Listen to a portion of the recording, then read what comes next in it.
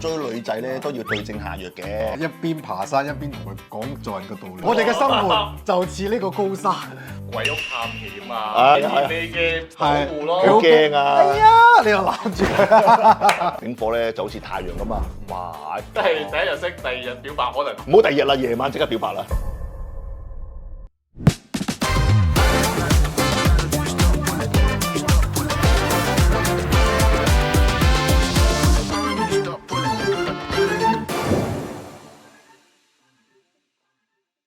！2025年，祝大家新年快樂！財源廣進，心想事成。大家記得關注翻我呢個頻道啊，因為事關會有一個新春特備嘅節目嘅。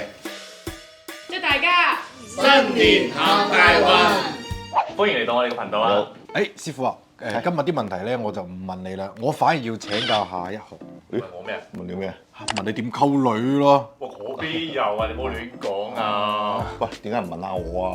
你知唔知師傅後生嗰陣時都幾好行情？哇，師傅，莫非你傳説中嘅油尖旺太子紅？唔係哇啩？不過追女仔咧都要對症下藥嘅。不如今期我哋益下啲男同胞啦，我哋等師傅講下邊個五行屬性嘅女仔應該點追啦。喂，好啊，好啊，好啦，咁我哋由呢個木火土金水逐一個個講起其。實我哋好多觀眾係唔係幾識八字噶嘛？都係嘅即係點睇自己嘅五行屬性咧？師傅喺個五行屬性咧，就天干咧得10個啫。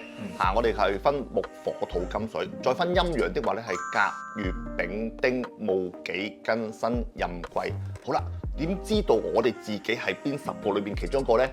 係好簡單，手機好多 app 噶嘛，揀咗之後咧，將你嘅出生嘅年月日時新曆咁就得㗎啦。喺第3條柱嗰個上邊嗰個字就係你個日元啦。咁啊，通常都係話會喺嗰個日字下低或者個元下低10個天干其中一個字就係你個日元啦。得啦，師傅，大家好醒㗎，都明㗎啦，而家快啲開波啦！好啦，木開始講啦，好啊，甲木咯，好啊，陽木咯，陽木啦，陽木咧好似一棵大樹咁咯，就會比較上硬頸執着。因為事關喺五行嚟講咧，木咧都比起土咧都會比較執着啲同埋硬頸啲嘅，所以變咗木咧係個性格上咧仲要比起土咧固執好多嘅。嚇，咁樣個女仔咪好難溝？係㗎，要俾啲耐性㗎。點樣感化佢啊？感化佢咪就慢慢同佢講多啲道理咯。啊，講道理係啊，因為木咧好中意講道理啊，因為原則性強啊嘛。原則性強嘅人咧，你同佢講啲咩氹下啲説話啊，甚至乎呵話佢啊，佢都未必受啊。喂，咁咪即係好似講啲水個男生就比較適合木。係啊，啱啊，你冇錯啊。水個男生智慧喎，係啊多智啊嘛。尤其是壬水人啊，如果男仔係壬水的話咧，智慧性高同埋有領導性，因為甲木嘅女仔咧都係比較上剛強啲咯。所以甲木嘅女仔咧遇上壬水嘅男仔咧，都會有種傾心嘅情況。不過如果唔係嗰種五行壬水五行，咁咪智慧啲咯。扮知道扮你先，查啲資料先，揾背熟嗰啲道理去 show 下。咁我哋今期係講話點樣係溝啲甲木女仔啊嘛。咁你都扮下，或者甚至做扮下啲高智慧啊，都啱嘅。OK。咁師傅啊，咁甲木個女仔，我哋有咩約會嘅活動去推介下？咁啊，甲木嘅女仔咧就唔多太浪漫嘅，咁所以變得咧比較實際型多啲咯。所以變咗行下山啊，行山戶外活動啊，甚至乎郊遊啊，呢啲啊都好嘅。我明啦，一邊爬山一邊同佢講做人嘅道理。哇！我哋嘅生活就似呢個高山，我哋翻越佢去下公園啊。咁啊，你話佢咩沙灘浪漫下咧，就唔使啊，唔需要噶啦。OK。好啊，咁啊頭先介紹完甲木啦，咁我哋講翻呢個陰木啦。好啊，陰木咧就係乙木啦，乙木咧就係柔弱嘅草咯，即係你見啲草咧細細棵啊或者細盤嘅植物咧就屬於陰木啦。咁陰木同陽木咧就嘅女仔咧都比較極端啲，因為陰木咧比較柔弱啲啦，楚楚可憐啦，受呵護啦，即係好似小草咁啊，好中意呵護啦、氹啦、錫啦、照顧啦咁咯。聽起身就係同溝甲木嘅女仔反轉過嚟。係啊，反轉佢得㗎啦。即係越係多啲關心啊、噓寒問暖啊、呵護備至啊，咁啊夠。好傳統嘅小女人嗰種感覺。係啊，所以係好多男男同胞好希望好鍾意係係係啊，即係悅目嘅女仔咧，去到食飯啊、食嘢的話，喂食咩啊？是但啦，我都唔知食咩好。嗰啲咩揸唔定主意咧，因為悅目咧啲草咧咩搖擺不定啊嘛，係搖擺不定咪即係揸唔定主意咯。我哋快問下師傅，咁佢哋會中意啲咩嘅活動？唉，中意啲嗰啲浪漫啲啊，有啲氣氛好好啊。我知啦，坐摩天輪。係啊，坐喂，我仲有一個，係咪嗰啲咩鬼屋探險啊？唉，嗰啲係啊係啊展現你嘅保護咯。好驚啊！哎呀，你又攬住佢。係啊，食下啲咩網紅嗰啲店啊、打卡位啊嗰啲啊，咁啊最啱晒㗎啦啲。咁講完木咧，我哋講下火啦。係。火一般嘅熱情，咁火係咩性格啊？我哋先講陽火啦，丙火。哇，丙火咧就好似太陽咁啊！哇，熱情係嚇急同快，唔使溝啦已經。都要溝擔嘅。心係咩？擔心係佢太熱情啦，個覺得都同佢有嘢咁。哦哇，咁邊個係？都唔會嘅，即係女仔嚟講都有矜持嘅。係不過丙火嘅女仔比較咧個心急啊。心急啊！即係佢可能咧，佢即係覺得你都有意思啊，或者甚至乎咧覺得你都係咪追我啊？咁佢都好心急啊！你快啲啦，你快啲用我啦，你快啲揾我啦，嗰啲咁嘅。咁㗎？係啊，心急啊嘛，火啊嘛，火啲火有啲陽火冚冚聲啊！啊，做咩拖咁耐啊？咁遲先揾我啊？嗰啲嚟。即係第一日識，第二日表白，可能都會有可能。係啊，都係噶，唔好第二日啦，夜晚即刻表白啦。丙火嘅女仔，佢哋會更中意咩性格嘅男仔啊？丙火女仔咧都比較急躁啲，同埋冇乜耐性。如果個男仔的話咧，如果係比較婆婆媽媽啊、立立落落啊，咁佢又覺得係好煩嘅，唔中意啲男仔嘅，即係中意同佢自己差唔多爽朗，嚇快決定做嘢咧就冇拖泥帶水，咁啊比較好啲。 OK，都係陽光啲、豪爽啲。陽光啲啊，急啊快啊，不過小心啲。丙火女仔咧脾氣都唔係太好。哦，咁嘅。係啊，即係會鬧你嘅。要包容佢，嚼你添啊！咁我知約佢做咩？約佢踢波。約下嗰啲咩燒烤啊、打邊爐啊，咁咪中意咯，因為快靚正啊嘛。咁啊，我哋講完呢個太陽之火啦，咁我哋講翻陰火丁火啦。蠟燭之火。蠟燭之火係啦，丁火。丁火日元嘅女仔咧，比較上個面孔咧比較尖啲，同埋係會比較就溫情啲，好似受保護動物咁嘅款嘅。哇！我好中意又中意。你中意愛護動物協會啊？好啦，咁佢咁脆弱、咁柔弱啦，呢下我哋應該點樣去追佢咧？呢啲咧就要誒多啲關心佢啊，噓寒問暖啊，甚至乎成日要氹下佢啊，保護下佢啊，天氣凍啊，問佢啊凍唔凍啊，使唔使着多件衫啊？一般佢啲乜嘢嘅活動會比較好啲啊？推介啲啊，師傅。比較上靜態啲活動比較好啲。靜態嘅。係啊，唱下 K 啊。唱 K 都靜態啊？唱 K 你可以靜唱㗎嘛。係啊。都係你咁問。好似你咁樣跳晒舞咁唱。所以變咗你丁火女仔咧，比較上斯斯文文、靜態啲活動咧，比較適合多啲啦。丁火女仔咧比較開心同唔開心咧都比較極端。喜怒無常。係啊，但係佢唔開心咧，都會係成日收埋啊，自己積住。就算你同佢出街，咁你見佢唔聲，但係咧就好似又唔知做咩事，咁你問佢咩事，佢又唔肯講。哇！即係總之要你估。係啊。即係其實即係如果要追丁火女仔，都係要細心啲。有耐心啊！有耐心同埋有細心。係啊，你唔好諗住佢唔講啊，你咪兇佢啊！你講唔講？咁啊，佢嚇驚咗啦，散㗎啦。OK。哇！咁快仲有一個喎。梗係我哋咁啊講到土屬性啲會木土啦。木土啦。好啊，木土啦，又木土、陽土啦，陽土又係一啲硬嘅五行啦，佢同甲木差唔多嘅，不過都可以講下就係因為甲木同木土咧都係硬嘅固執，但反而甲木咧仲比起木土更加硬。好啦，我哋講翻木土啦，木土係一啲大嘅石頭，所以變得佢喜歡計算、執着，所以變咗係實際型嘅。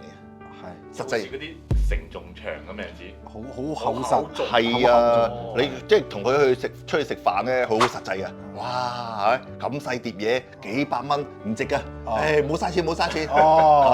喂，識啲女仔好喎，喂，即係慳錢啊，家有道喂，即係係喎。咁未必嘅，可能佢自己買自己啲嘢咧特別貴咧。即係佢係屬於價值觀念比較重啲一個五行嚟嘅，所以變得咧樣樣攞嚟計。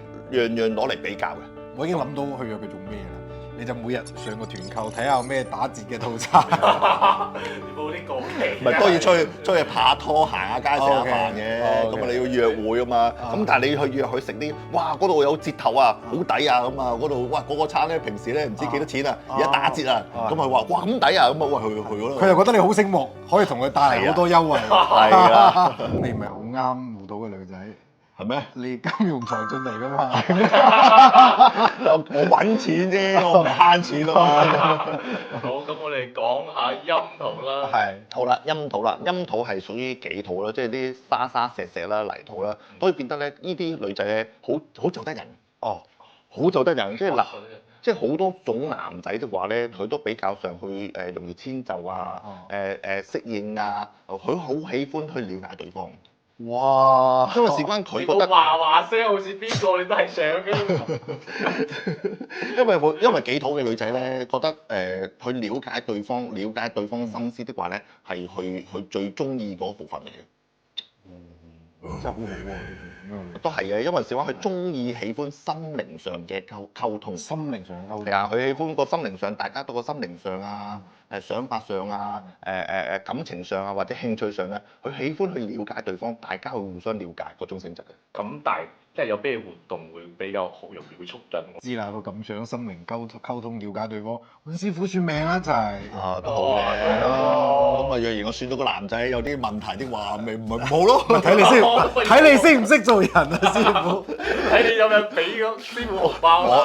但我依書直説㗎嘛。師傅係好正派㗎嘛？你以為？係啊，喂，咁啊，其實咁啦，因為己土咧中意心靈溝通啊，所以咧餐廳食飯咧多啲傾下偈啊，即係食完飯嗰啲唔好食嗰啲餐咩90分鐘之內食完要走嗰啲咯。自助餐。快脆。係啊，快脆咯，即係喜歡就食個餐，跟住慢慢地，唔好即係限時限刻。咁食完之後，大家傾下啲內心説話。最中意喺啲咁嘅場合同埋地方咧傾下偈。應該去啲咖啡廳啊，食個下午茶可以坐成個下晝，慢慢傾。下晝開始喺沙灘度睇日落，睇到夜晚啦，幾粒鐘夠傾啦。OK。仲有喎，你擔心啊？你行，你仲想今日五行喎，仲有2個喎。係你今日先把呢6個複習一下先。因為首先識到女仔之後咧，就問佢攞啦，你幾時生日啊？幾多歲啊？咁我哋咪開有個 app 嗰度，你咪入去個八字睇咩日元，咁啊就用呢個方法去追佢咯。好，咩性格嘅男仔先至可以得到佢個芳心？理直氣壯啊，果斷啊。下晝3點，我出嚟。其實你約得到佢出嚟，佢對你多少都有少少好感。我翻屋企過程之中，哇又你，喂，呢個唔係火嚟喎，要咁快嘅？喂，我手機唔係壞咗係嘛？我呢啲 Apps 度我約咗好多女仔，冇個覆我嘅。好多女㗎你原來。喂，咁你學藝不精喎？喂，我哋上期講到3個五行咯喎。哦，死啦！唔通我約嘅呢啲全部都係金水？咁快脆等師傅教埋我哋剩低2個五行啦。講金水咯。好。咁我哋首先講下金先啦。陽金咧好似一把大刀。所以變得呢啲大刀嘅女仔咧，比較上係理直氣壯啊，甚至乎係果斷啊，所以變得咧中意唔同中意咧，可能你真係識親啲女仔，全部都係陽金。你中意就唔中意啊？即係唔中意啊，就直接同你講，唔好約我咁嗰啲咯。所以變咗陽金嘅女仔咧，拒絕人啊，甚至乎啲決定嘅説話都好直接㗎，唔會拖泥帶水。呢一類女仔的話咧，劈你就劈你㗎啦。咁我幫你問啦，咁。